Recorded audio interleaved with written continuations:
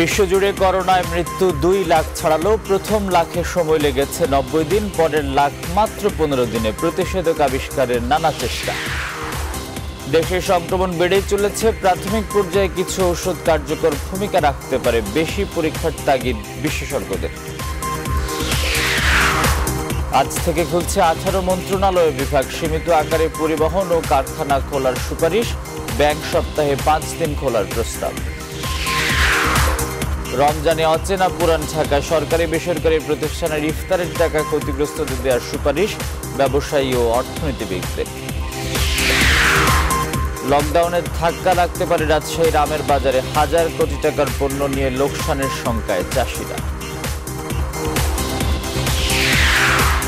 এবং ফিফার 150 million US ডলারের আর্থিক প্রণোদনা ঘোষণা। নিলামে উঠেছে আলফাজ মুন্নার জার্সি আর শুটার আসিফের স্বর্ণপদক।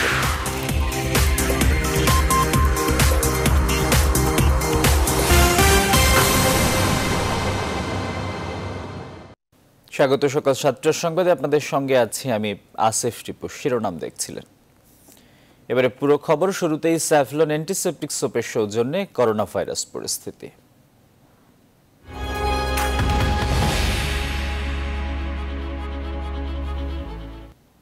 করোনা মহামারীতে এবার বিশ্বজুড়ে মৃতের সংখ্যা 2 লাখ ছাড়ালো। গেল বছরের ডিসেম্বর থেকে বিশ্বজুড়ে এই প্রাণঘাতী ভাইরাসে মৃতের সংখ্যা 4 মাসে 1 লাখে উন্নীত হয়েছে।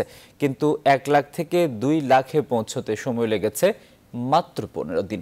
এখন পর্যন্ত সারা বিশ্বে আক্রান্ত হয়েছে মোট 29,20,000 মানুষ। আর ইতালি, ফ্রান্স ও স্পেনের মতো এবার যুক্তরাজ্যের মৃতের সংখ্যাও 20,000 ছাড়ালো।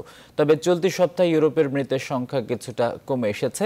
আর যুক্তরাষ্ট্রে প্রতিদিন গড়ে 2,000 মানুষ মারা যাচ্ছে। এখন পর্যন্ত দেশটিতে মৃত্যু হয়েছে 54,000-এর বেশি মানুষের। আর 24 ঘন্টায় আরও 35,000 মানুষের আক্রান্তের ঘটনায় মোট সংক্রমিত হয়েছে 9,60,000-এর বেশি মানুষ। এছাড়া ব্রাজিল ও রাশিয়াতে সংক্রমণ বাড়ছে ঝড়ের গতিতে। গেল 24 ঘন্টায় দেশ দুটিতে প্রায় 6,000-এর মতো মানুষ কোভিড-19-এ আক্রান্ত হয়েছে। এদিকে লকডাউনের বিধিনিষেধ শিথিল করে ভারতের কিছু কিছু স্থানে ছোট ব্যবসা প্রতিষ্ঠান খোলার অনুমতি দিয়েছে সরকার। আর পাকিস্তানের 9 মে পর্যন্ত বাড়ানো হয়েছে লকডাউনের সময়সীমা। লকডাউন খুলে দেবার যুক্তরাষ্ট্রের পর এবার বিক্ষোভ শুরু হয়েছে জার্মানি ও পোল্যান্ডে।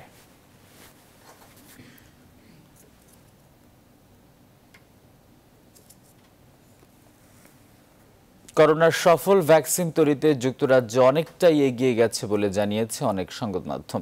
সম্প্রতি যুক্তরাজ্যে মানবদেহে চালানো পরীক্ষামূলক প্রয়োগের ফলাফল সাফল্য পাওয়ার সম্ভাবনা 80% বলে দাবি করেছে দেশটির গবেষক দল। তবে বিশ্ব স্বাস্থ্য সংস্থা বলছে, ভ্যাকসিন তৈরিতে যে দেশই সফল হোক না কেন, করোনা প্রতিরোধে পাওয়া সব টিকা, পরীক্ষা এবং ঔষধ একযোগে সব দেশকে সমানভাবে উন্মুক্ত করার প্রয়োজনীয়তা রয়েছে।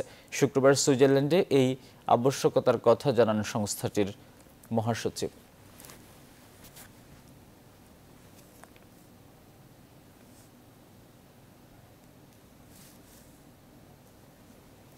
এদিকে দেশে বেড়েই চলেছে করোনার সংক্রমণ। নতুন করে মারা গেছে আরও 9 জন। এ নিয়ে মৃত্যুর তালিকায় নাম উঠল কমপক্ষে 140 জন মানুষের। নতুন করে করোনা রোগী শনাক্ত হয়েছে 309 জন। এ পর্যন্ত মোট আক্রান্তের সংখ্যা 4,998। শনিবার দেশের করোনা ভাইরাস পরিস্থিতি নিয়ে সবশেষ অনলাইন ব্রিফিংয়ে এসব তথ্য জানান স্বাস্থ্য অধিদপ্তরের অতিরিক্ত মহাপরিচালক অধ্যাপক নাসিমা সুলতানা। তিনি জানান, নতুন মৃত 9 জনের মধ্যে 5 জন নারী এবং 4 জন পুরুষ। মারা যাওয়া সবার বয়সই 50 বছরের বেশি।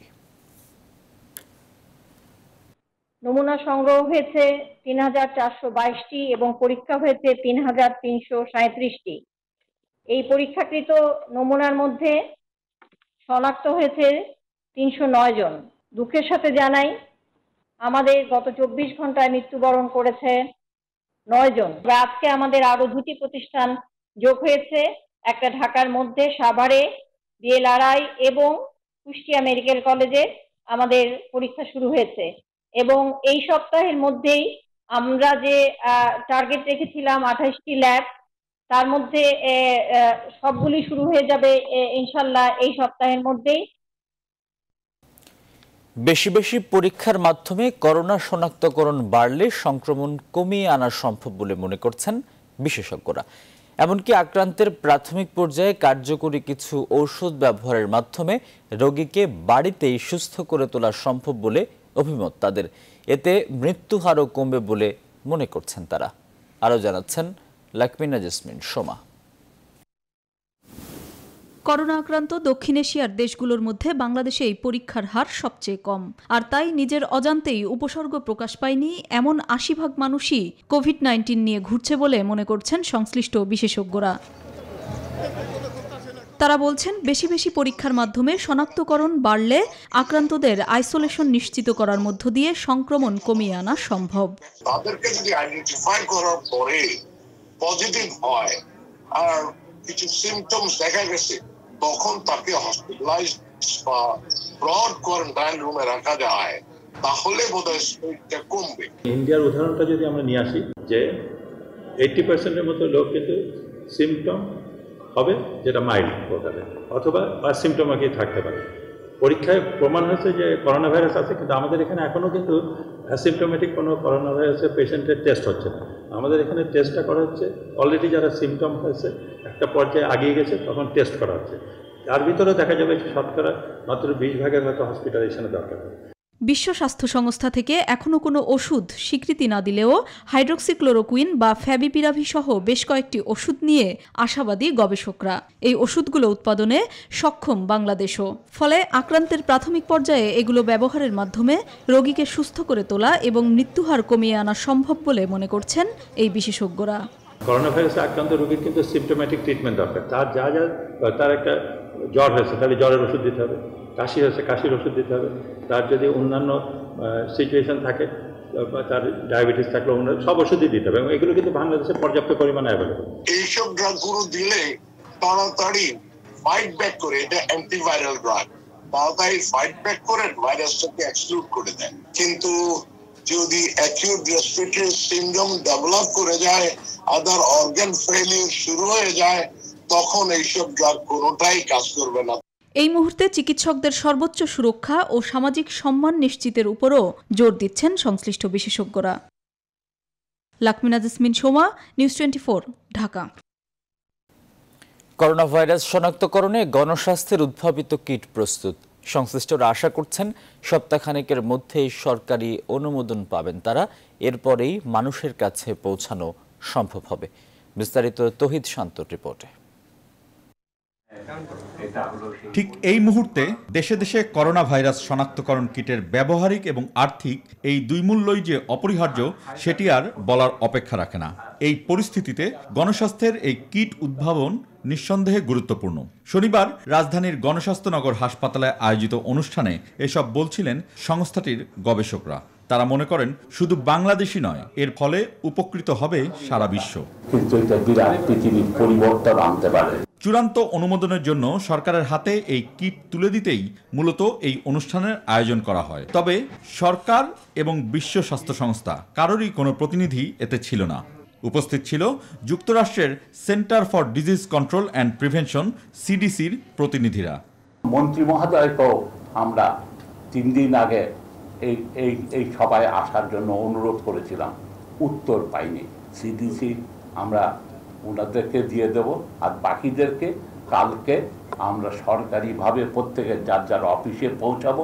উদ্ভাবিত কিটটি অ্যান্টিবডি এবং অ্যান্টিজেন এই দুটো নির্ণয়েই সক্ষম হবে বলে দাবি করেন গণস্বাস্থ্যের গবেষকরা। আর্লি কেসে আসে, কোনো রোগী আসে আমাদের কাছে বা হসপিটালে যায়, সেটি শনাক্ত করার জন্য আমরা ভাইরাসের অ্যান্টিজেনকে ডিটেক্ট করেছি, মানে ভাইরাসের একটা কম্পোনেন্ট। এবং কেউ যদি পরে আসে, যখন ভাইরাস বা ভাইরাসের অ্যান্টিজেন থাকবে না, তাহলেও তাকে ডিটেক্ট করা হবে, সেজন্য আমরা করছি অ্যান্টিবডি। এবং আমরা মূলত 3টি অ্যান্টিবডিকে একত্র ডিটেক্ট করে সমর্থ হয়েছি। সরকারের 10টি প্রতিষ্ঠানের কাছে আগামী রবিবারের মাঝেই পৌঁছে দেওয়া হবে এই কিট। সপ্তাহখানেকের মধ্যেই সরকার অনুমোদন দেবে বলে আশা করেন এই বিজ্ঞানীরা। তৌহিদ শান্ত, নিউজ 24, ঢাকা। করোনা ভাইরাসের চলমান সংক্রমণ ঠেকাতে ঘোষিত লকডাউনের মধ্যেই আজ থেকে সীমিত আকারে চলবে অনেক কিছুই। জনপ্রশাসন মন্ত্রণালয়ের নির্দেশ অনুযায়ী আজ থেকে 18 মন্ত্রণালয় ও বিভাগ চালু হচ্ছে। আর স্বাস্থ্যবিধি মেনে সীমিত পরিসরে কলকারখানা চালু রাখার প্রস্তাব জানিয়েছে বিভিন্ন খাতের উদ্যোক্তা ও ব্যবসায়ী সংগঠনগুলো। বাণিজ্যিক ব্যাংকগুলো সপ্তাহে 5 দিন খোলা রাখার প্রস্তাব রয়েছে। বিস্তারিত জানাচ্ছেন বাবু কামরুজ্জামান। জীবনের নিরাপত্তা, অন্যদিকে জীবনের প্রয়োজনে জীবিকার চাকা সচল রাখা, এই দুইয়ের সম্মিলন ঘটিয়ে কিভাবে কারখানা এবং অর্থনীতিকে সচল করা যায় সে লক্ষ্যে ব্যবসায়ীদের শীর্ষ সংগঠন এফবিসিসিআইয়ের এমন আয়োজন, যেখানে বিভিন্ন জেলা চেম্বার, অর্থনীতিবিদ ও ব্যবসায়ীরা অনলাইনে যুক্ত হন আলোচনায়। জেলা ও বিভাগীয় চেম্বার এবং গণপরিবহন মালিক সমিতি সহ বেশিরভাগই তাদের ক্ষয়ক্ষতি তুলে ধরে প্রস্তাব করেন স্বাস্থ্যবিধি মেনে চালু করা যেতে পারে আগামী দিনের আর্থিক কার্যক্রম। পরিবহন ব্যবস্থা সচল না করলে তো সেগুলো তাই আমি মনে করি পর্যায়ক্রমে এটা চালু করা উচিত। সেমিনারে বিজিএমইএ সভাপতি জানান, শুধু এপ্রিল মাসেই 87% রপ্তানি আদেশ কমে গেছে। ভয়াবহ এই বিপর্যয়ে এলাকাভিত্তিক এবং সীমিত পরিসরে স্বাস্থ্যবিধি মেনে পর্যায়ক্রমে চালু করার প্রস্তাব দেন তিনি। আমরা এলাকা ভিত্তিক সীমিত আকারে শুধুমাত্র যারা আমাদের কাছাকাছি আছেন শ্রমিক তাদেরকে নিয়ে খোলার প্রস্তাব দেই। আগামী মাসে অর্ডার 20% বেশি হবে না, 80% থাকবে, পরের মাসে তাই হবে, কিন্তু আমাদের 20% অর্ডার আমরা হারিয়ে দিতে পারবো, আমরা এটাকে ধরে রাখবো। একই প্রস্তাব বস্ত্র ও পোশাকের আরও দুই সংগঠন বিটিএমইএ ও বিকেএমইএরও। আমরা চাচ্ছিলাম পর্যায়ক্রমে যদি আমরা নিটিং ডাইংটাকে খুলে দিতে পারি, এরপরে পরবর্তীতে গার্মেন্টসটাকে খুলে দিতে পারি সোশ্যাল ডিস্টেন্স মেনটেন করে, তাহলে আমার মনে হয় অন্তত কিছুটা হলো রক্ষা পেতে পারি। সব মিলিয়ে সুতা কাপড়ে আমাদের প্রায় $3.5 বিলিয়ন মতো কিন্তু আমাদের এক্সপোর্টে বাতিল টেক্সটাইলের। পোশাক কারখানার বিষয়ে ব্যবসায়ী সংগঠনগুলোর টাস্কফোর্সের প্রধান শফিউল ইসলাম মহিউদ্দিন জানান, বাইরের পোশাক শ্রমিকদের ঢাকা ও নারায়ণগঞ্জে না আসার। যেখানে আছেন সেখানেই থাকেন, স্থানীয় পর্যায়ে যে শ্রমিকরা আছে তারাই যথেষ্ট হবে। তাদেরকে দিয়ে প্রাথমিক পর্যায়ে পরিকল্পিত উপায়ে স্বাস্থ্য সুরক্ষা করে আমাদের শুরু করা, কিন্তু তাদের বেতনের পয়সাটি ফাইন্যান্সিয়াল ট্রানজ্যাকশনের মিডিয়া আছে, তার মাধ্যমে বেতনের পয়সাটি পৌঁছে যাবে। প্রধানমন্ত্রীর বেসরকারি বিনিয়োগ উপদেষ্টাও নিরাপত্তা নিশ্চিত করতে পারলে পর্যায়ক্রমে কারখানা চালু করার পক্ষে মত দেন। এটাকে ফলো আপ করে কিভাবে কোনটা নিয়ে আমরা কিভাবে বাস্তবায়ন করতে পারি এবং ইকোনমিকে যত তাড়াতাড়ি আমরা পর্যায়ক্রমে সেফটি এনশিওর করে আমরা যে খুলতে পারি সেটা আমরা করব। এলাকাভিত্তিক ঝুঁকি চিহ্নিত করা এবং জেলা পর্যায়ে করোনা পরীক্ষা নিশ্চিত করার উপরও জোর দেন বক্তারা। মার্চে অনেকেই বেতন দিতে পারেন। আমি বাবু কামরুজ্জামান, নিউজ 24, ঢাকা। রোজার মাসের জমজমাট ইফতারের পসরা নেই রাজধানীর কোথাও। চিরচেনা ও প্রসিদ্ধ ইফতার বাজার পুরান ঢাকার চকবাজারও এখন পুরোপুরি অচেনা। করোনার প্রকোপ ঠেকাতে সরকারের নির্দেশনায় অভিজাত এলাকায়ও নেই ইফতার বাজার। নগরীর বেশিরভাগ বাসিন্দাই তাই ঘরেই আয়োজন করেছিলেন প্রথম রোজার ইফতার। বিস্তারিত মাহমুদুল হাসানের রিপোর্টে। প্রতি বছরই রাজধানীতে ইফতার বাজারের মূল আকর্ষণ থাকে পুরান ঢাকার চকবাজার এলাকায়। প্রথম রোজা থেকেই নানা মুখরোচক খাবার নিয়ে ইফতারের পসরা সাজিয়ে বসতেন ব্যবসায়ীরা। তবে করোনা সংকটের কারণে এবার যেন পুরোপুরি অচেনা রোজার ইফতার বাজার। বিক্রেতারা বলছেন, একে তো করোনার আতঙ্ক, তার উপরে অনেক মানুষ শহর ছাড়ায় এমন অবস্থা। করোনা ভাইরাসের জন্য মানুষ বাইরে যাচ্ছে, লকডাউন তো এর জন্য মানুষ আতঙ্কতে আছে। 12 জন লোক নেমে কাজ করতাম, আমার লোক সবাই বসে। এরকম যদি পরিস্থিতি হয়, যদি আরো 1 মাস বন্ধ রাখে, তারপর আমরা এটা সাথ দিব। একই অবস্থা রাজধানীর অভিজাত এলাকাগুলোতেও। ভিড় এড়াতে প্রশাসনের সুস্পষ্ট নির্দেশনা থাকায় ফাঁকা প্রধান সড়কগুলো। বিকেল 5টার পরেই গুলশান এলাকায় নেমে আসে শুনশান নীরবতা। নগরবাসী যে যেভাবে পারছেন ঘরের তৈরি খাবারই সারছেন ইফতার পর্ব। একমাত্র ওই মনে হয় শুধু লকডাউন করাটা, এছাড়া তো আর অন্য কোনো কিছু নেই, কারণ তেমন কোনো মেডিসিন নেই। সবাইকে ঘরে থাকতে হবে এবং সংস্পর্শ দূরে থাকতে হবে। সকাল 6টা থেকে দোকান খোলার পরে আমরা 5টার ভিতরে দোকান বন্ধ করে আলহামদুলিল্লাহ বেচা কিনা ভালো হয়েছে। এখন আমরা সকলেই মিলে চলে যাচ্ছি বাসায়। যেহেতু স্বাভাবিক অবস্থা বিরাজ করছে না, সেহেতু সেই জন্য সর্বক্ষেত্রেই আমরা খুবই সংযমী। নগরবাসী বলছেন, করোনার সংক্রমণ প্রতিরোধে ইসলামিক ফাউন্ডেশন রমজানে যে বিধিনিষেধ আরোপ করেছে তা পুরোপুরি মেনে চলবেন তারা। তাই তো এমন সংকটের মাঝেও কোনো আনুষ্ঠানিকতা বাদ দিয়ে ঘরে বসে ইফতার করে অখুশি নন কেউই। পরিবার পরিজন নিয়ে সানন্দেই প্রথম দিনের রোজায় ইফতার করেছেন তারা। মাহমুদুল হাসান, নিউজ 24, ঢাকা।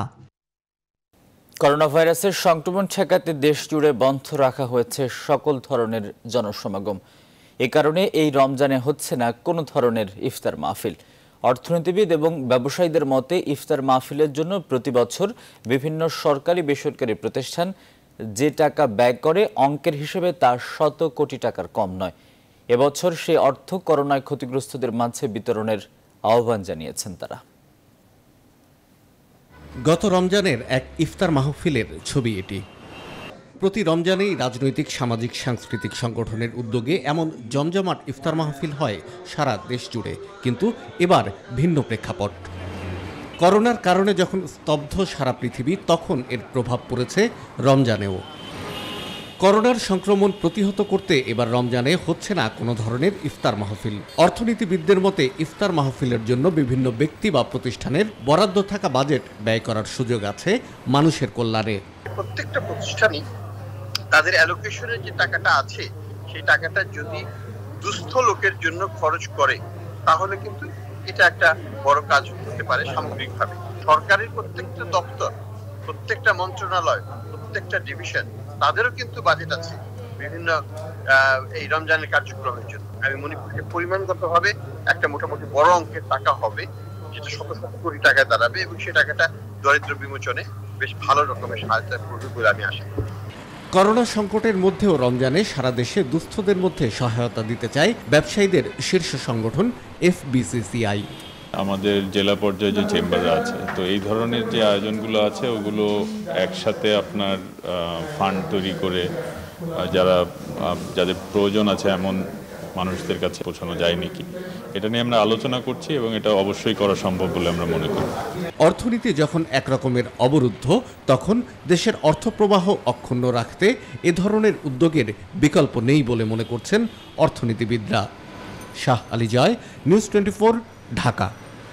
এবারে হেক্সাল হ্যান্ড স্যানিটাইজারের সৌজন্যে করোনা ভাইরাস পরিস্থিতির আরও খবর।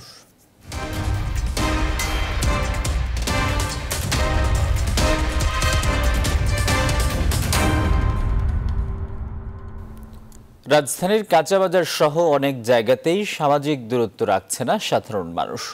রাস্তায় যানবাহনের সংখ্যাও চোখে পড়ার মতো। সেনাবাহিনী ও আইনশৃঙ্খলা বাহিনীর সদস্যরা মানুষকে সচেতন করতে কাজ করছেন। অন্তরা বিশ্বাসের রিপোর্ট। প্রথম রোজা, রাজধানীর মিরপুর এলাকা। রাস্তার মাঝে পাশে অগণিত মানুষ সাহায্যের আশায় বসে, যদিও সবার কপালে মেলে না সে সাহায্য। গরিবের তো মরণে, করোনা ভাইরাস এত গরিবের মরণ। মানুষের কাছে হাত পাতি, এছাড়া তো ম্যাডাম আমার কোনো উপায় নাই। মানে মনে করেন এখানে বসে আছি, কিছু চাউল ডাল পাই, তারপরে আমার পোলা বান্ডে নিজে খায়া বাচ্চা আর কি চলি, আর যেদিন না পাই তো নাই। আজকে সারাদিন গেছে, মানে কিচ্ছু পাই নাই। অনেকেই এদিন দীর্ঘ লাইনে দাঁড়িয়ে ন্যায্য মূল্যে চাল, ডাল, ছোলা, তেল কেনেন। তবে এ লাইনে যে দূরত্ব রাখার কথা তা রাখেন না অনেকেই। অনেক জায়গায় আবার ন্যায্য মূল্যের চাল, ডাল বিক্রির ট্রাক এসে পৌঁছায় না। কাঁচা বাজারগুলোতে রাস্তায় বসানো হলেও সামাজিক দূরত্বের বালাই নেই অনেক জায়গায়। অন্যদিকে বিক্রেতারা বলছেন ক্রেতা কম থাকায় বিক্রি হচ্ছে না আশানুরূপভাবে। আমরা তো আমাদের নিয়ম মেনে চলতেছি। হ্যাঁ, অনেকদিন পর আর 4-5 দিন পর হঠাৎ করে একটু বের হই, একটু বাজার টাজার থাকলে। বর্তমানে বেচা কেনার অবস্থা অনেক খারাপ। সকাল থেকে মাত্র 4টা মাছ বেচছে। 4টা মাছে লাভ হয়েছে 200 টাকা, কিন্তু প্রতিদিন খরচ আছে 3 থেকে 4,000 টাকা। ভিতরে বাজার হলে খুব কাছাকাছি হয়ে যেত, এখন ডিস্টেন্স আছে, এটা ওদের জন্য ভালো, আমাদের জন্য ভালো। সেনাবাহিনী ও পুলিশের সদস্যরা কাঁচা বাজার ও রাস্তাগুলোতে মানুষকে সচেতন করছেন। তবে তারা স্থান ত্যাগ করলেই আবার আগের মতো সামাজিক দূরত্ব কমিয়ে দিচ্ছে সাধারণ মানুষ। সরকার কর্তৃক যেসব এলাকা লকডাউন করা হয়েছে সেসব এলাকার লকডাউনটা নিশ্চিত করার জন্য বেসিক্যালি আমরা কাজ করে যাচ্ছি। এর সাথে আশেপাশের জনগণ যারা আছে তাদেরকে কন্টিনিউয়াস সচেতন করে যাচ্ছি। আর বাজার এলাকাগুলোতে যেন কেউ মাস্ক এবং হ্যান্ড গ্লাভস ছাড়া না আসে, সেজন্য আমরা সচেতন করছি। এদিকে রাজধানীর রাস্তায় যানবাহনের সংখ্যা চোখে পড়ার মতো। অন্তরা বিশ্বাস, নিউজ 24, ঢাকা। এদিকে চট্টগ্রামের বিআইটিআইডি হাসপাতালে প্রথম করোনা ভাইরাসের নমুনা পরীক্ষার 1 মাস পর গতকাল থেকে ভেটেরিনারি বিশ্ববিদ্যালয়ের ল্যাবে করোনা পরীক্ষা শুরু হয়েছে। এই ল্যাবেও প্রতিদিন 96টি নমুনা পরীক্ষা করা যাবে বলে জানিয়েছে বিশ্ববিদ্যালয় কর্তৃপক্ষ। এদিকে চট্টগ্রাম মেডিকেলেও আজ থেকে শুরু হচ্ছে করোনা পরীক্ষা। প্রাণঘাতী এই ভাইরাসের সংক্রমণ রোধে পরীক্ষার কোনো বিকল্প নেই বলে মনে করেন বিশেষজ্ঞরা। নয়ন বড়ুয়া জয়ের তথ্য এবং ছবিতে ডেস্ক রিপোর্ট। চট্টগ্রামের বিআইটিআইডি হাসপাতালের পর আজ থেকে করোনা পরীক্ষা শুরু হয়েছে চট্টগ্রামের ভেটেরিনারি ও অ্যানিমেল সায়েন্সের বিশ্ববিদ্যালয়ের ল্যাবে। এই ল্যাবে প্রতিদিন 200 থেকে 250টি নমুনা পরীক্ষা করা সম্ভব হলেও আপাতত 96টি নমুনা পরীক্ষা করা যাবে বলে জানিয়েছেন সংশ্লিষ্টরা। 500 কিটের মধ্যে আমরা প্রতিদিন বর্তমানে 96 স্যাম্পল আমরা রান করতে পারবো। আর আমাদের লুকেবল আমাদের একটা ফুল 20 জনের টিম আছে, যেটা আমরা বিভিন্ন দলে ভাগ করে নিছি। এতে আগের চেয়ে আরও বেশি পরিমাণে করোনার সন্দেহভাজনদের নমুনা পরীক্ষা করা যাবে বলে জানান চট্টগ্রাম ভেটেরিনারি বিশ্ববিদ্যালয়ের উপাচার্য। যত বেশি টেস্ট করা হবে তত বেশি আইসোলেশন হবে, আইসোলেশন হলে তত সংক্রমণ কমবে। এটা হলো প্রথম সত্য, আমরা যেটা বুঝি আর কি। এই জন্য চিন্তা করলাম বিআইটিতে যে সব স্যাম্পল আসতেছে তাদের কিছু স্যাম্পল যদি আমরা করে দিতে পারি, আগে রিপোর্টগুলি বেরিয়ে যাবে। এদিকে রোববার থেকে করোনা টেস্ট শুরু হচ্ছে চট্টগ্রাম মেডিকেল কলেজ হাসপাতালেও। মেডিকেল কলেজ বায়োকেমিস্ট্রি ডিপার্টমেন্টে হবে এবং এটা পিসিআর মেশিনটা যখন সেট হবে তারপরে এটা আপনারা জানেন এটা একটা বায়োসেফটি ল্যাব, এটাকে সেট করতে কয়েকদিন সময় লাগে। প্রাণঘাতী এই ভাইরাসের সংক্রমণ রোধে পরীক্ষার কোনো বিকল্প নেই বলে মনে করেন স্বাস্থ্য অধিদপ্তরের বিভাগীয় পরিচালক। এবং যত বেশি ডায়াগনোসিস হবে তত বেশি কমিউনিটিতে কার মধ্যে ছড়াচ্ছে সেখানে আমরা একটা আরও ভালোভাবে আমরা কাজ করতে পারবো এবং সেক্ষেত্রে ছড়ানোর আশঙ্কাটাও অনেকখানি কমে যাবে। গেল 25 মার্চ থেকে চট্টগ্রামের বিআইটিআইডি হাসপাতালে করোনা পরীক্ষার কার্যক্রম শুরু হলেও লোকবল সংকটের কারণে হিমশিম খেতে হচ্ছে এই হাসপাতাল কর্তৃপক্ষের। আমাদের যে লোকবল আছে এটা যদি আরও বৃদ্ধি করা সম্ভব হয় তাহলে আরও বেশি আমরা সুন্দরভাবে রোগীদেরকে এই সার্ভিসটা দিতে পারবো। চট্টগ্রামে এখন পর্যন্ত করোনায় আক্রান্ত হয়ে হাসপাতালে ভর্তি আছেন 44 জন। Desk report, news 24। Corona virus চিকিৎসা ইন্টারন্যাশনাল কনভেনশন সিটি বসুন্ধরা এই মাসেই অস্থায়ী হাসপাতালের রূপ নেবে। আইসিসিবি ও স্বাস্থ্য প্রকৌশল অধিদপ্তর সেই লক্ষ্য নিয়েই দিনরাত কাজ করে যাচ্ছে। সেবা দেওয়ার জন্য রোগীদের বেড, নার্স ও চিকিৎসকদের চেম্বার সহ যত প্রকার সরঞ্জাম প্রয়োজন তার সবগুলোই এখানে আনা হয়েছে। সমানতালে এখন শুধু সেট করা হচ্ছে সেসব। মারুফা রহমানের রিপোর্ট। দেশে কোভিড-19 আক্রান্ত রোগী বাড়তে থাকায় সম্প্রতি সরকারকে আইসিসিবিতে 5000 শয্যার একটি অস্থায়ী হাসপাতাল প্রতিষ্ঠার প্রস্তাব দেন দেশের শীর্ষস্থানীয় শিল্পগোষ্ঠী বসুন্ধরা গ্রুপের চেয়ারম্যান আহমদ আকবর সুবহান। বসুন্ধরা গ্রুপের প্রস্তাবে সাড়া দিয়ে স্বাস্থ্য প্রকৌশল অধিদপ্তর আইসিসিবিতে হাসপাতাল নির্মাণের কাজ শুরু করে 13 এপ্রিল। 15 দিনের মধ্যে হাসপাতালে রূপ দেওয়ার লক্ষ্যমাত্রা নিয়ে স্বাস্থ্য প্রকৌশল অধিদপ্তর ও বসুন্ধরা গ্রুপের উদ্যোগে দিন রাত সমানতালে কাজ চলছে। বলা যায় যে 2000 বেডের দিকে আমাদের যে মূল পরিকল্পনা সেটি এখন বাস্তবায়নের পথে। অল্প হয়তো 2-3 দিন সময় লাগবে, যার ভিতরে বেডের কাজগুলো হয়ে যাবে। আর বেড চালু রাখতে গেলে যে সাপোর্টিং অ্যাক্টিভিটি যেগুলো, যে ফার্নিচারগুলো, যে কানেক্টিভিটি, ইলেকট্রিক্যাল অন্যান্য যে সাপোর্টগুলো লাগে সেগুলো সবই একই সাথেই কিন্তু বিল্ড হচ্ছে। প্রাথমিকভাবে এখানে 2013 শয্যার অস্থায়ী হাসপাতাল তৈরি করার জন্য কাজ শুরু করেছে স্বাস্থ্য প্রকৌশল অধিদপ্তর। তবে প্রয়োজন পড়লে এটিকে 5000 শয্যায় রূপান্তর করা হবে। এই কার্যক্রম শুরু হয়ে গেলে বাংলাদেশে এটিই হবে কোভিড-19 রোগীদের জন্য বৃহত্তম সমন্বিত স্বাস্থ্যসেবা কেন্দ্র। এখন শুধু আমরা সেট করব, তো আমরা হোপফুলি যে এ মাসের মধ্যে যে আমাদের যে হসপিটালটা চালু করার যে টার্গেট ছিল, আশা করি আমরা বোধহয় টার্গেটেই আছি। কোভিড-19 বিপর্যয় শেষ না হওয়া পর্যন্ত এবং সরকারের যতদিন ব্যবহারের প্রয়োজন হবে ততদিন আইসিসিবিকে ব্যবহারের জন্য দিয়েছে বসুন্ধরা গ্রুপ। মারুফা রহমান, নিউজ 24, ঢাকা। রোজার মাসে অসাধু ব্যবসায়ীরা যাতে পণ্যের দাম বাড়াতে না পারে সে বিষয়ে র্যাবের কঠোর নজরদারি থাকবে। করোনা পরিস্থিতি ও রোজায় র্যাবের পদক্ষেপ নিয়ে অনলাইন ব্রিফিংয়ে কথা বলেন র্যাব মহাপরিচালক চৌধুরী আব্দুল্লাহ আল মামুন বলেন, করোনা সংকটে নকল মাস্ক প্রস্তুতকারী সহ অসাধু ব্যবসায়ীদের বিরুদ্ধে এবং জঙ্গি, মাদক ও সন্ত্রাসী কার্যক্রমের বিরুদ্ধে অভিযান চলমান থাকবে। উপলক্ষ করে কিছু অসৎ ব্যবসায়ীরা নিত্য প্রয়োজনীয় দ্রব্য সামগ্রী মূল্য বৃদ্ধির চেষ্টা করে থাকেন। ব্যবসায়ীদের রমজান আসলে পণ্যের দাম বাড়বে, এই সংস্কৃতি থেকে বেরিয়ে আসতে হবে। এই বিষয়ে আমাদের নজরদারি রয়েছে। আশা করছি দ্রব্যমূল্য নিয়ন্ত্রণে থাকবে। রাজধানীর সবচেয়ে বড় পেঁয়াজ, আদা, রসুনের পাইকারি বাজারে অভিযান চালিয়েছে ভোক্তা অধিকার ও সংরক্ষণ অধিদপ্তর। শনিবার দুপুরে শ্যামবাজারে পাইকারি আড়তগুলোতে অভিযান চালানো হয়। অভিযানে পাইকারি মূল্যের চেয়ে অধিক লাভে বিক্রি করায় মূল্য তালিকার উপর অভিযান পরিচালনা করা হয়। ভোক্তা অধিকারের উপপরিচালক মঞ্জু শাহরিয়ার বলেন, বাজার মূল্যের চেয়ে বেশি দামে পণ্য বিক্রি করলে আজ থেকে আইনগত ব্যবস্থা নেওয়া হবে। এ সময় মূল্য তালিকা না থাকায় এক পাইকারকে 20,000 টাকা জরিমানা করে ভোক্তা অধিকার।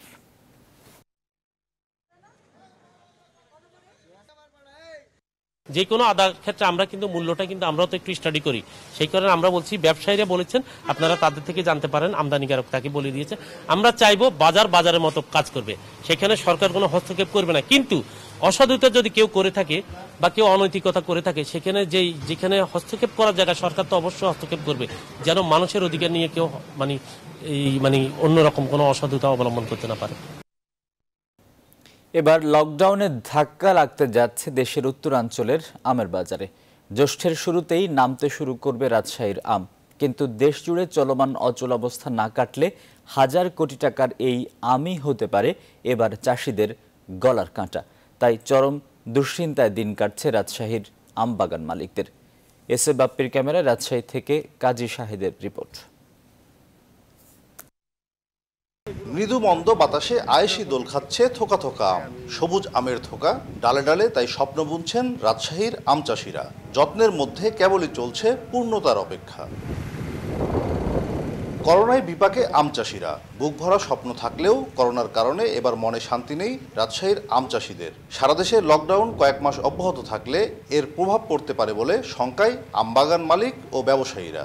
ভাইরাসের কারণে খুব সংকটপূর্ণ এই অবস্থাতে আমাদের আম চাষি যারা ভাই আছে, এই বছরে আমের উৎপাদন 90%ই কম। আশঙ্কায় আছি যে এটা বাজারজাতকরণের জন্য, যেমন পরিবহন সেক্টর যদি ওই সময়তে ওপেন না হয় তাহলে আমরা বিরাট মার খাবো।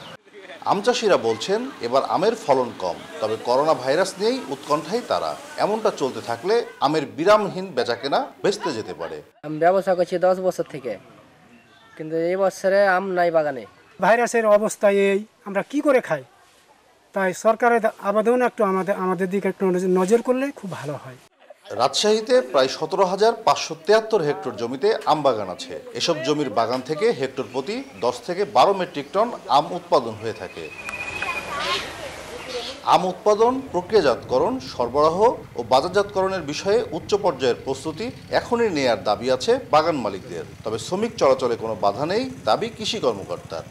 গ্রামের যারা কৃষক তারা কিন্তু নিজের বাগান নিজেই করে পরিচর্যা, যারা বড় কৃষক তারা বাড়তি লেবার নিতে হয়। আমরা এই বিষয়ে পুলিশ প্রশাসনকে আমরা মৌখিকভাবে বা লিখিতভাবে করছি যে এই বিষয়ে তারা সহযোগিতা করার জন্য, এবং তারা সহযোগিতা করছে।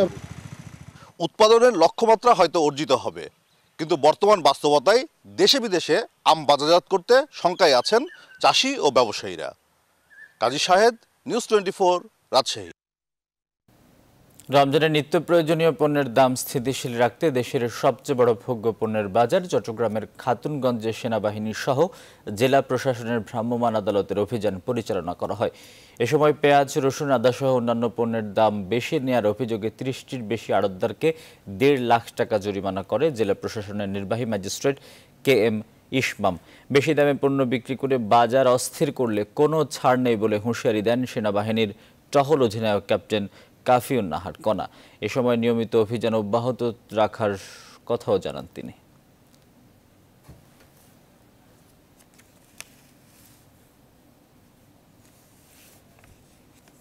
নেত্রকোনা ও হবিগঞ্জের হাওর অঞ্চলে পুরোদমে শুরু হয়েছে ধান কাটা। শ্রমিক সংকটের কারণে কষ্টে ফলানো সোনার ফসল ঘরে তুলতে মাঠে কাজ করছেন সব বয়সী নারী পুরুষ। আগাম বন্যার আশঙ্কায় চলতি মাসে ধান কাটা শেষ করার পরামর্শ দিয়েছে কৃষি বিভাগ। সোহান আহমেদ কাকন ও শ্রীকান্ত গোপের তথ্য এবং ছবিতে ডেস্ক রিপোর্ট। চলতি মৌসুমে নেত্রকোনায় ৪১টি হাওরেই বোরো ধানের বাম্পার ফলন হয়েছে। করোনার কারণে দেশ জুড়ে অঘোষিত লকডাউন থাকায় হাওর অঞ্চলে রয়েছে শ্রমিক সংকট। নেত্রকোনায় ১,৮৪,০০০ হেক্টর জমিতে বোরো ধানের আবাদ হয়েছে। আগাম বন্যার আশঙ্কায় ফসল ঘরে তুলতে পরিবারের ছোট বড় সকলেই মাঠে নেমেছে। ধান কাটার জন্য কেউ আসতে পারতেছে না, আমরা নিজেরা করতে পারতেছি। আমাদের মেয়েরা আছে, মেয়েদের ছেলেদেরকে নিয়ে আমরা একসাথে কাজ করতেছি। ৪ বন্ডকের 1 বন্ডক মাত্র কাটা হয়েছে, আর পুরা ধানই রয়ে গেছে। হবিগঞ্জের বানিয়াচং, আজমিরিগঞ্জ, লাখাই ও নবীগঞ্জ উপজেলার বিস্তীর্ণ এলাকা জুড়ে বোরো ধানের আবাদ হয়েছে। ফলনও বেশ ভালো হয়েছে। শ্রমিক সংকটের কারণে শিক্ষার্থী সহ বিভিন্ন শ্রেণী পেশার মানুষ এবার ধান কাটছেন। নিজে দেশের লোক নিয়ে ধান কাটার জন্য আমরা নিজে কাটতেছি। এসএসসি পরীক্ষা দিচ্ছে, লেবার না পাওয়ার কারণে এবার আমরা নিজে ধান কাটা শুরু করে দিচ্ছি। শ্রমিক সংকট নিরসনের পাশাপাশি দ্রুত ধান কাটতে হারভেস্টার মেশিন দিয়ে কৃষকদের সহযোগিতা করছে স্থানীয় প্রশাসন। এছাড়া শ্রমিকদেরকে খাদ্য সহায়তাও দেয়া হচ্ছে। যাতে মনোযোগ সহকারে ধান কাটতে পারে, কোনো রকম খাদ্য কষ্ট না ভোগে, এই জন্য প্রত্যেক শ্রমিককে আমরা আসা মাত্রই বলছি যে উপজেলা নির্বাহী অফিসারদের মাধ্যমে তাদেরকে 10 কেজি চাল, 2 কেজি আলু, 1টি সাবান এবং হাফ কেজি ডাল দেওয়ার উদ্যোগ গ্রহণ করেছি। আগাম বন্যার আশঙ্কায় চলতি মাসেই ধান কাটা শেষ করার পরামর্শ দিয়েছে স্থানীয় কৃষি বিভাগ। যে 27-28 এপ্রিল যদি আগাম বন্যাটা হয় এবং তখন আমার মাঠের 80% ধান তখনই পাকা অবস্থায় যাবে। স্থানীয় লোকজন যারা অন্য কাজ করতেন তারা এখন বেকার বিদায়, তারাও কিন্তু এখন ধান কাটার জন্য প্রস্তুত, এবং স্থানীয় যারা যুবক শ্রেণী তারাও কিন্তু মাঠে কাজ করার জন্য প্রস্তুত। চলতি মৌসুমে হবিগঞ্জে বোরো ধানের আবাদ করা হয়েছে 1,20,০০০ হেক্টর জমিতে। ধান উৎপাদনের লক্ষ্যমাত্রা ধরা হয়েছে 4,88,761 metric ton. Desk report, news 24। উত্তরবঙ্গের ঐতিহ্যবাহী দিনাজপুরের গাবুড়া টমেটোর হাট। এই হাট থেকেই টমেটো কিনে ব্যবসায়ীরা নিয়ে যান দেশের বিভিন্ন প্রান্তে। তবে শারীরিক দূরত্ব না মেনে বেচা বিক্রি করছেন ক্রেতা বিক্রেতারা। এমন বাস্তবতায় করোনা ভাইরাস ছড়িয়ে পড়ার আশঙ্কায় অনেকে। ফখরুল হাসান পলাশের তথ্য এবং ছবিতে ডেস্ক রিপোর্ট। দিনাজপুরের গাবুড়া হাট থেকে টমেটো কিনে ব্যবসায়ীরা নিয়ে যান ঢাকা, চট্টগ্রাম, খুলনা, ফেনী, ময়মনসিংহ সহ বিভিন্ন জেলায়। প্রতিদিনই এই হাটে সকাল থেকে দুপুর পর্যন্ত টমেটো বেচাকিনিকে কেন্দ্র করে ব্যস্ত সময় পার করেন ক্রেতা বিক্রেতা ও শ্রমিকরা। করোনা আতঙ্কের মধ্যেও দেশের বিভিন্ন স্থান থেকে টমেটো কিনতে আসছেন ব্যবসায়ীরা। প্রাণঘাতী এই ছোঁয়াচে ভাইরাসের সংক্রমণ রোধে শারীরিক দূরত্ব বজায় রাখার কথা বলা হলেও তা মানছেন না কেউই। এই পরিস্থিতিতে এই ভাইরাস ছড়িয়ে পড়ার আশঙ্কায় স্থানীয়রা। এই বছর দেশের এই পরিস্থিতির কারণে যারা বাইরে থেকে আসতেছে এদের জন্য আমাদের খুবই সমস্যা। তাদেরকে বুঝায় বলতেছি যে আপনারা ঠিকমতো সেফ হয়ে চলেন। স্বাস্থ্যবিধি না মেনেই কাজ করছেন শ্রমিকরা। তারা বলছেন করোনা ঝুঁকি নিয়ে জীবন জীবিকার তাগিদে বাধ্য হয়ে কাজ করছেন। এই যে আমাদের কৃষিরা এগুলো করছে, এখানে এখন কি করা যায়? এখন আমাদের কোনো উপায় নাই, আসতেও হচ্ছে। পেটের খিদায় এখন কর্ম না করলে আবার খাবো কি? ইজারাদার বলছেন এখানকার শ্রমিকদের মাস্ক ব্যবহার, হাত ধোয়া সহ নির্দিষ্ট দূরত্ব বজায় রাখার জন্য বারবার বলা হচ্ছে। শত শত বেকার শ্রমিক যারা কাজ করতেছে এরা সবাইকে বলে দেওয়া আছে, আপনারা সবাই দূরত্ব বজায় রাখবেন এবং সতর্ক থাকবেন, হাতে গ্লোভস লাগাবেন। করোনা ভাইরাসের সংক্রমণ রোধে বিভিন্ন জেলা থেকে আসা ব্যবসায়ীদের তালিকা প্রস্তুত করা হচ্ছে। যথাযথ ব্যবস্থা গ্রহণ করা হবে বলে জানালেন সংশ্লিষ্টরা। যারা কিনা আড়তদার আছে এবং স্থানীয় যারা ব্যবসায়ী ইতিমধ্যে দূর থেকে এসে ব্যবসা করে তাদের একটি তালিকাও আমরা চেয়েছি, যাতে আমাদের বিষয়টি সার্ভেলেন্সের সুবিধা হয়। এবং কৃষি পণ্য যেহেতু এটি সাথে সাথে বন্ধ করা যাচ্ছে না। দিনাজপুরের এই হাটে প্রতিদিন 1 কোটি টাকার টমেটো বেচা কেনা হয়। Desk report, news 24। বরগুনায় চলতি জাটকা মৌসুমে জেলেদের চাল বিতরণে অনিয়মের অভিযোগ উঠেছে। জেলেরা জানান, কার্ডধারীদের চাল না দিয়ে মৃত ও বিদেশে থাকা ব্যক্তিদের নাম দেখিয়ে চাল আত্মসাৎ করা হয়েছে। এ বিষয়ে চেয়ারম্যানদের বিরুদ্ধে জেলা প্রশাসকের কাছে লিখিত অভিযোগও দেওয়া হয়েছে। সুমন শিকদারের তথ্য এবং ছবিতে ডেস্ক রিপোর্ট। ইলিশের উৎপাদন বৃদ্ধিতে সাগর নদীতে ৮ মাস জাটকা শিকারে নিষেধাজ্ঞা চলছে। এ নিষেধাজ্ঞার সময় জেলার জন্য ৪ মাসে ৪০ কেজি করে খাদ্য সহায়তা দেয় সরকার। করোনা পরিস্থিতিতে ক্রান্তিকালে জেলেরা যাতে নির্বিঘ্নে এই সহায়তা পায় সেজন্য সংশ্লিষ্টদের নির্দেশনা দেওয়া হয়েছে। তবে এসব চাল বিতরণে অনিয়মের অভিযোগ উঠেছে। জেলেদের অভিযোগ, এই তালিকায় ভুয়া জেলে, মৃত ও বিদেশে অবস্থানরত মানুষের নাম দিয়ে জনপ্রতিনিধিরাই আত্মসাৎ করছেন এসব চাল। এমনকি সদর উপজেলার ১০ নম্বর নলটোনা ইউনিয়ন পরিষদের চেয়ারম্যান হুমায়ুন কবিরের বিরুদ্ধে ৩১ মেট্রিক টন চাল আত্মসাতের অভিযোগ উঠেছে। আমার আব্বাই গেছিল এক পিস চাউল আনতে চেয়ারম্যানের দ্বারে, কবির চেয়ারম্যানের দ্বারে, হে চাউল দেয় না, হে আরো ধাক্কা দিয়ে নামাই দিয়েছে। এই চেয়ারম্যান আসার পর থেকে আমার আর চাউল দেয় না, ইউনিয়ন পরিষদে গেলে তোমার জানলে নামই নাই। তবে এইসব অভিযোগ মিথ্যা ও বানোয়াট বলে জানালেন চেয়ারম্যান। আসলে সম্পূর্ণ এটা মিথ্যা, একটা বানোয়াট। আমি ৮০ কেজি চাউলই দিছি, ঠিক মতোই দিছি। এইটা হইছে যাইয়া আমার যে সাবেক চেয়ারম্যান, তার কিছু লোক আছে, ওই লোকগুলো দেয়া এই মিথ্যা একটা বানোয়াট ছাড়াই আমার নামে এই মিথ্যা অপবাদ দেয়। সচেতন নাগরিক কমিটির নেতারা বলছেন, এমন দুর্যোগের সময় কিছু অমানুষ এমন কাজ করছে। অভিযুক্তদের বিরুদ্ধে ব্যবস্থা নেওয়ার দাবিও তাদের। তাদের কাছে আসলে মানবিকতা বলতে কিছু নাই। তারা মানবিক দিক থেকে না দেখে সামনে আবার নির্বাচন, এই নির্বাচনে কিভাবে তাদের নির্বাচনী খরচ উঠাবে সেই চিন্তায় তারা মত্ত রয়েছে। তদন্ত করে ব্যবস্থা নেওয়ার আশ্বাস দিয়েছেন জেলা প্রশাসক। এ বিষয়ে আমরা ম্যাজিস্ট্রেট দিয়ে তদন্ত করছি। তদন্ত প্রতিবেদন পাওয়া গেলে আমরা, যদি তদন্ত প্রমাণিত হয় তাহলে আমরা তার বিরুদ্ধে ব্যবস্থা গ্রহণ করব। বরগুনায় নিবন্ধিত জেলে রয়েছে ৪৫,২২০ জন। এর মধ্যে চাল বরাদ্দ করা হয়েছে ১৯,৯০০ জন জেলের মধ্যে। Desk report, news 24। First security ইসলামী ব্যাংক অর্থ বাণিজ্যের সংবাদ।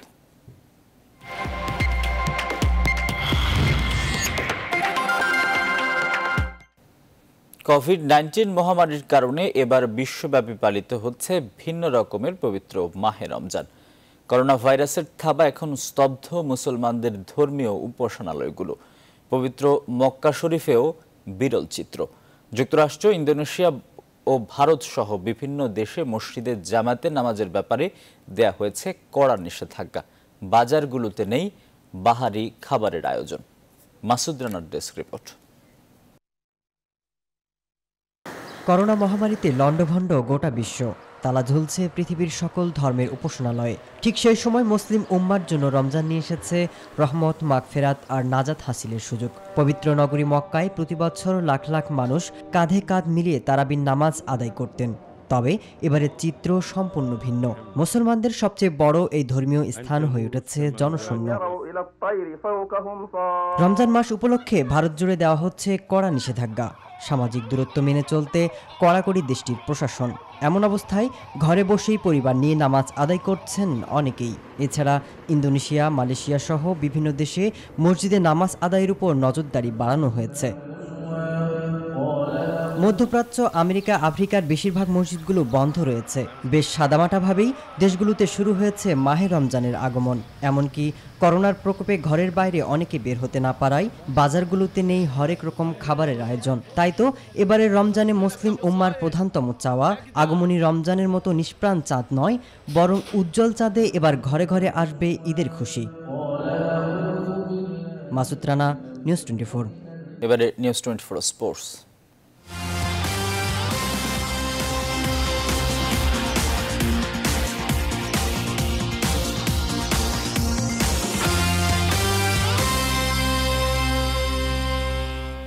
করোনায় লণ্ডভণ্ড বিশ্ব ফুটবলের ক্ষতি কিছুটা পুষিয়ে নিতে সদস্য দেশগুলোর জন্য আর্থিক প্রণোদনা ঘোষণা করেছে ফিফা। সদস্য দেশগুলোর জন্য প্রাথমিক পদক্ষেপ হিসেবে $150 মিলিয়ন দেওয়ার ঘোষণা এসেছে বিশ্ব ফুটবলের সর্বোচ্চ নিয়ন্ত্রক সংস্থা থেকে। এদিকে দেশে করোনা মোকাবেলায় ফান্ড জোগাড় করতে জার্সি নিলামে তোলার ঘোষণা ফুটবলার আলফাজ আহমেদের। নিলামে উঠছে মোনেম মুন্নার জার্সিও। এছাড়া শুটার আসিফ নিলামে তুলছেন কমনওয়েলথে জেতা স্বর্ণপদক। মাহফুজুল ইসলামের রিপোর্ট। করোনায় বন্ধ বিশ্ব ফুটবল, শঙ্কায় বড় সব লিগ আর আন্তর্জাতিক সূচি। বড় ধরনের আর্থিক ক্ষতির মুখে পড়তে যাচ্ছে বিশ্বের নামিদামি সব ক্লাব। এমন অবস্থায় আর্থিক ক্ষতি পুষিয়ে নিতে আপাতত সমাধানের পথে হাঁটছে ফিফা। প্রাথমিক অবস্থায় $150 মিলিয়ন প্রণোদনার ঘোষণা এসেছে বিশ্ব ফুটবলের সর্বোচ্চ নিয়ন্ত্রক সংস্থা থেকে। পাবে 211টি সদস্য দেশ। মুশফিক ও আশরাফুল আগে ঘোষণা দিয়েছেন ব্যাট নিলামে তোলার। এবার করোনা মোকাবেলায় 1999 সালের কাঠমান্ডু সাফ জয়ের জার্সি নিলামে তোলার ঘোষণা দিলেন ফুটবলার আলফাজ আহমেদ। সেই সাথে প্রয়াত মোনেম মুন্নার পরিবারও ঘোষণা দিয়েছেন 1995 সালে মিয়ানমারে দেশের প্রথম আন্তর্জাতিক ট্রফি জেতা ম্যাচে মুন্নার জার্সি নিলামে তোলার। 99-এ এটা আমার স্বপ্ন ছিল, বাংলাদেশের মানুষের স্বপ্ন ছিল সাব গেমসের আমরা চ্যাম্পিয়ন হইতে হবে। ভাগ্যক্রমে ফাইনালে গোল করছে। এইটা আমার সবচেয়ে প্রিয় একটা জার্সি। এই জার্সিটাই আমি দেশের জন্য, দেশের মানুষের জন্য উৎসর্গ করব যদি ভালো মূল্য পাওয়া যায়। আসিফ হোসেন খান 2002 সালে কমনওয়েলথ গেমসে স্বর্ণ জিতে এই শুটার পুরো এশিয়ায় হইচই ফেলে দিয়েছিলেন। দেশের হয়ে নিজের সেরা অর্জনটি নিলামে তোলার ঘোষণা দিয়েছেন আসিফ। যে মেডেল এক সময় মানুষের মুখে হাসি ফোটাতে পেরেছে, সেই মেডেল যদি এখন দুইটা মানুষের মুখে খাওয়ার তুলে দিতে পারে, তাহলে এর চাইতে ভালো মনে হয় কিছু হতে পারে না। সেখান থেকে, সেই চিন্তা ভাবনা থেকে আসলে এই জিনিসটা সিদ্ধান্তটা নেওয়া। আমি বেসিক্যালি এই জিনিস সম্পর্কে অনেক কিছু জানি না, কিন্তু তারপরেও আমার ইচ্ছা বা আমার আশা যে এই জিনিসটা খুব ভালো একটা পজিশনে যাবে, যাতে আমি অনেক লোকজনকে হেল্প করতে পারি। এই মুহূর্তে করোনা মোকাবেলায় সকলের ঐক্যবদ্ধ প্রচেষ্টা প্রয়োজন বলেও মনে করেন সবাই। মাহফুজুল ইসলাম, নিউজ 24, ঢাকা। কোভিড-19 মহামারীর বিরুদ্ধে কখনো গান, কখনো কবিতা, আবার কখনো সৃজনশীল সৃষ্টিকর্ম দিয়ে জনসচেতনতা তৈরিতে কাজ করছেন সারা বিশ্বের সঙ্গীত শিল্পীরা। বাদ যাচ্ছেন না বাংলাদেশের তারকারাও। মানবিক পৃথিবী গড়ে তুলতে সচেতনতার বিকল্প নেই, এমন বার্তাই দিচ্ছেন তারা। সুকন্যা আমিরের রিপোর্ট।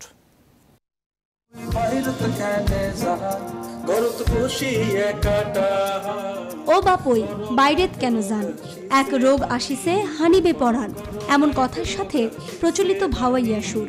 কোভিড-19 সম্পর্কে জনসচেতনতা তৈরি করতে এ গান বেঁধেছেন আলামিন রংপুরিয়ান। সঙ্গীত আয়োজনে ছিলেন আশিস সরকার। সম্প্রতি বাংলা ঢোলের ইউটিউব চ্যানেলে প্রকাশিত হয়েছে গানটি। একই সঙ্গে সাড়া ফেলেছে সামাজিক যোগাযোগ মাধ্যমেও। ঘরে থাকো, ঘরে থাকো, ঘরে থাকো। করোনাকালে গান প্রকাশে নিজস্বতার পরিচয় দিয়েছে সমগীত সঙ্গীত দল। সম্প্রতি দলটির ইউটিউব চ্যানেলে প্রকাশিত গান চিত্রটির বক্তব্যে এবং উপস্থাপনায় রয়েছে বৈচিত্র্য।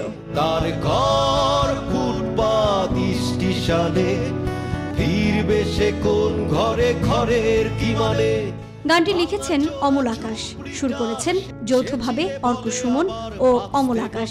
সমগীত সঙ্গীত দলের বক্তব্য, মহামারী থেকে রক্ষা পেতে হলে বন্ধ করতে হবে পারমাণবিক অস্ত্রাগার, তৈরি করতে হবে মানবিক সংস্কৃতি। বেকার মজুর ভাবে কবে পাবে কাজ, করোনার চেয়ে বড় ক্ষুধা ভাইরাস। প্যার করো না,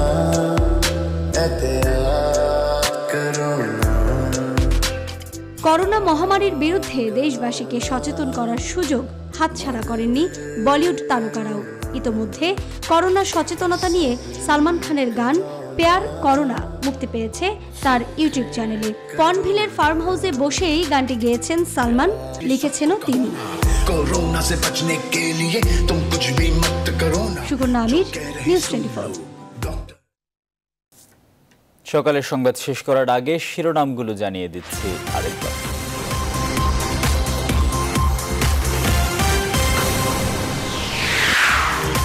বিশ্বজুড়ে করোনায় মৃতের সংখ্যা 2 লাখ ছাড়ালো। প্রথম লাখে সময় লেগেছে 90 দিন, পরের লাখ মাত্র 15 দিনে। প্রতিষেধক আবিষ্কারের নানা চেষ্টা। দেশে সংক্রমণ বেড়েই চলেছে। প্রাথমিক পর্যায়ে কিছু ঔষধ কার্যকর ভূমিকা রাখতে পারে, বেশি পরীক্ষার তাগিদ বিশেষজ্ঞদের।